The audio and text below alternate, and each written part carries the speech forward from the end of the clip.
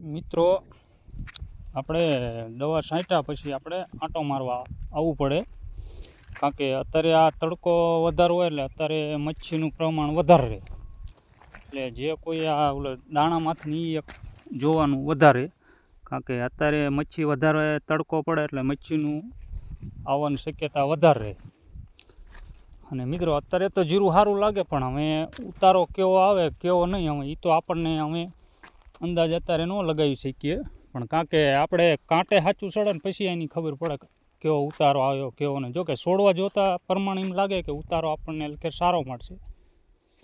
અને કારણ કે આપણે એલખે આજે દેશી ખાતર ભરેલું છે, એમાં 2 માતરમાં કમ્પ્લેટ તમારે છોડવા એવા અને બધી રીતે એવું એલખે આપણે 3 માતર કર્યા છે.